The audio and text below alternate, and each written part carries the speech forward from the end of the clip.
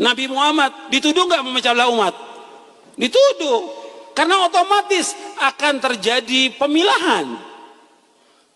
Yang ikut tauhid akan berpisah dengan orang tuanya, dengan keluarganya, dengan kaumnya, dengan sukunya, dengan kabilah akan berpisah mengikuti Rasulullah. Yang tidak tetap dengan kabilahnya, mesti akan terpisah.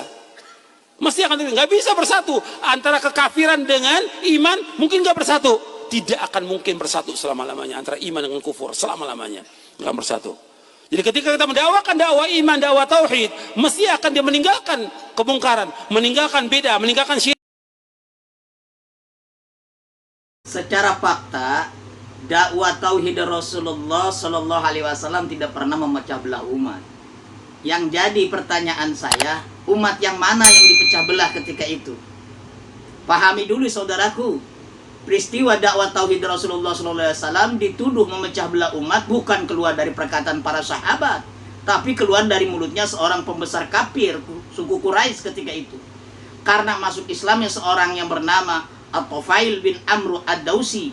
Jadi anggapan Ustadz Salafi ini bahwa dakwah tauhid sudah pasti akan memecah belah umat karena akan terjadinya pemilahan, perpisahan antara anak yang sudah bertauhid dan sang ayahnya yang barangkali belum bertauhid. Ini adalah suatu anggapan yang perkataan yang sangat keliru. Karena dakwah Nabi tidak ada yang seperti itu. Dakwah Nabi rahmatan lil alamin, rahmat bagi umat seluruh alam. Wahtasimu bihablillahi jami'aw wa la tafarraqu.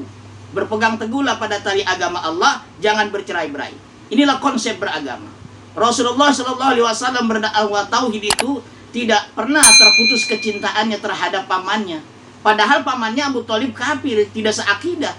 Bahkan ketika pamannya wafat, Rasulullah sangat merasa kehilangan sekali.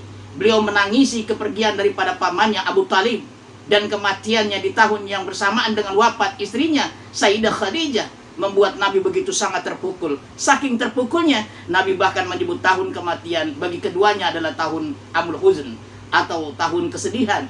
Saudaraku ikhwan fillah, kalaulah ada dakwah kemudian dari dakwah tersebut membuat pemilahan akidah sehingga tertanamnya kebencian terhadap keluarganya, bapaknya, ibunya, serta teman dan saudaranya, maupun yang mencakup persoalan furu'iyah bahkan akidah sekalipun, maka dakwah semacam ini dakwah yang menyesatkan.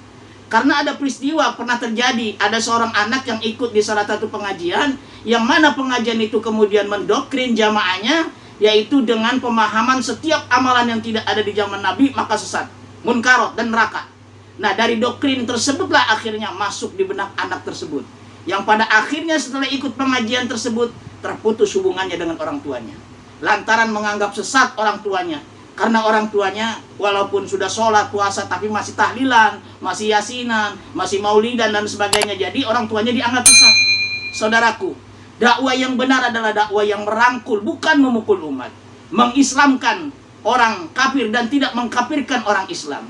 Meluruskan yang salah, bukan menyalahkan yang lurus. Membenarkan orang untuk bertauhid, bukan menyalahkan yang sudah bertauhid. Inilah dakwah yang sebenarnya. Wallahu a'lam bishawab.